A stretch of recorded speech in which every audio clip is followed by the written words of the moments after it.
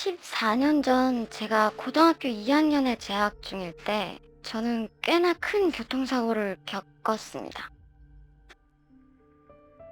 한밤중에 오토바이를 타고 가던 중 차량이랑 사고가 나서 왼쪽 발목 복숭아뼈가 아작이 났었어요. 철심을 박는 수술을 하고 또 1년 후에 또 철심을 빼내는 수술까지 해야 됐으니까 그때 당시 한 전치 8주 정도의 부상을 입었었어요.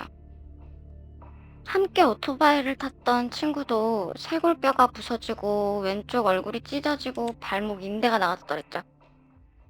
오토바이는 등하교용 그 작은 스쿠터였습니다. 그걸 생각한다면 정말 큰 사고였죠. 지금 생각해보면 저는 참 운이 좋았던 거라고 생각합니다.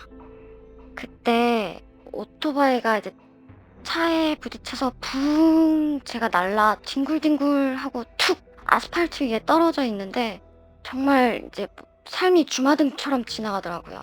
그리고는 탁 착지를 하는 순간 상황 파악이 안 되더라고요. 깜깜한 밤에 왕복 8차선 도로에 정말 말 그대로 여긴 어딘가 나는 누군가 저기서 나에게 걸어오는 어깨가 접힌 채 얼굴에 피를 질질 흘리는 좀비는 누구인가 이렇게 멍 때리고 있었더랬죠. 그 운전자께서 신고를 안 하고 있었던 것 같아요.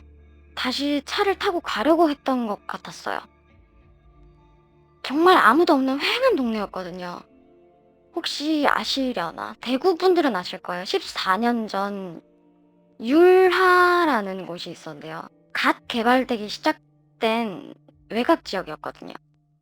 근데 그때는 정말 제가 정신 차리기도 바빠서 그분이 도망을 가고 있다 뭐 이런 낌새도 전혀 못 채고 있었는데 때마침 순찰을 도시던 경찰 아저씨가 발견을 하시고 119도 불러주시고 그래서 이제 병원에 갈 수 있었고 그 운전자분이 이제 행동이 너무 이상하니까 이제 살펴보니 음주 운전 상태셨어요.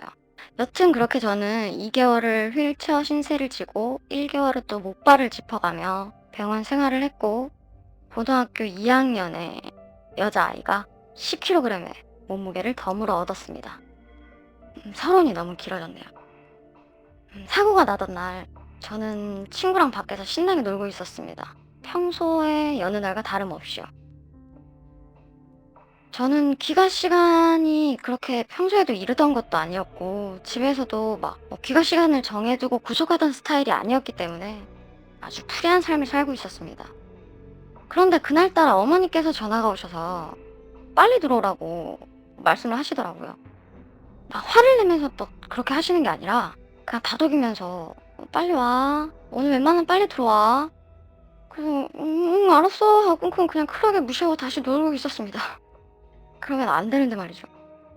그렇게 한 한두 시간이 또 지나고 어머니께서 또 전화가 오셨어요. 통닭을 사놨다고 하시더라고요. 통닭 사놨으니까 통닭 먹으러 빨리 집에 와. 왜 이렇게 안 와? 이러시더라고요. 참나. 전 통닭을 그닥 좋아하지 않습니다. 그리고 그렇게 살가운 건 뭔가 저희 어머니와 저 사이엔 맞지 않는 분위기였어요. 그래서 이상한 느낌을 팍 받기는 했지만 뭐 질풍노도의 시기였으니 그냥 무시하고 놀던 대로 놀았습니다. 하지만 역시 어른들 말은 안 들으면 큰일 난다고 하더니 제가 그 꼴이 났던 겁니다. 나중에 들은 얘기였습니다. 제가 응급실에 실려가서 이제 보호자한테 전화가 갔을 때 저희 어머니는 제가 죽었다고 생각을 하고는 하늘이 무너지는 줄 알았다고 하셨습니다. 그래서 혼자 가볼 생각도 못하고 저희 큰언니한테 먼저 전화를 했다고 하더라고요. 그 이유는 제가 사고가 나던 날 아침 아버지께서 꿈자리가 너무 안 좋으시다며 저를 조심시키라고 하셨다고 합니다. 저희 어머니는 뭐 별스럽지 않게 생각하셨고 제가 학교가 끝난 시간에 그냥 돌아오지 않자 그냥 평소처럼 기다리고 계시는데 아버지께서 집으로 확인 전화까지 하셨답니다. 셋째 들어왔냐고. 아직도 안 들어왔냐고. 내가 오늘 조심시키라고 하지 않았냐고. 그래서 어머니도 뭐가 좀 불안하다는 생각이 드셨나 봐요. 그래서 저한테 전화를 하셨고 저는 쿨하게 무시하고 놀고 있었죠. 그 후 몇 시간 뒤에 저희 큰고모까지 전화가 오셔서 저희 어머니께 혹시 제가 집에 있는지 별일 없는지 이렇게 안부 전화를 했더랍니다. 저희 큰고모께서는 조금 남다른 뭔가 예정부터 있으셨어요. 이 얘기까지 하자면 말이 너무 길어지니 패스를 하도록 하겠습니다. 나중에 얘기 드릴게요. 그리고 큰고모님은 굳이 저희와 이렇게 왕래가 많이 있으시던 건 아니었어요. 그리고 저를 찾으실 이유도 없으셨고요. 그래서 어머니께서 많이 불안감을 느끼시고 계속해서 전화를 하셨고, 그런데 제가 무시를 하고 그렇게 놀다가 사고가 났던 거죠. 그때 아버지가 어떤 꿈을 꾸셨는지는 저도 잘 모릅니다. 여쭤보질 못했어요.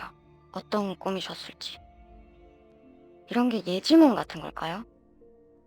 그 후로 제 동생이 사고가 나던 날도 저희 아버지는 "막내 조심시켜. 오늘 못 나돌아다니게 해." 이렇게 말씀하시던 걸 제가 들은 기억이 있거든요. 아주 작은 사고긴 했지만요. 그리고 그날 그 큰고모님까지 저희 집에 전화를 와서 저를 찾을 만큼의 그렇게 불안한 꿈을 꿨는데도 제가 살아있다는 건 정말 행운이라고 또 느끼는 이유 중에 하나는, 사실 제가 그날 사고가 나기 한 5 분도 되기 전에 길에서 로드킬을 당한 강아지를 봤어요. 평소에 제가 강아지를 좋아하기도 하고, 근데 그 큰 길에 그 죽은 강아지 사체지만 그렇게 있으면 계속 차에 짓이기겠다 싶어 오토바이를 타고 가다가 멈춰서서 아직 따뜻한 이제 죽은 강아지 사체를 안아서 인도 뒤쪽 수풀 쪽으로 옮겨 주었었거든요. 뭐 그게 이유가 됐든지 안 됐든지는 모르지만 꿈보다 해몽이라고, 저한테 정말 더 큰 일이 일어날 수도 있었던 걸 그 강아지가 고마워해서 도와줬나 싶기도 하고 그렇습니다. 지금은 아무렇지도 않게 웃으면서 얘기할 수 있는 이야기지만, 병원에서 나와서 어머니께 아버지 꿈 이야기를 들었을 때와, 그리고 병원에서 나와서 학교를 다시 가려고 교복을 입었는데 맞지 않아서 체중계에 올라갔을 때 그 10kg가 올라간 눈금을 봤을 때는 정말 제 인생에 5 손가락 안에 드는 소름 끼치는 경험이 아니었을까 생각합니다.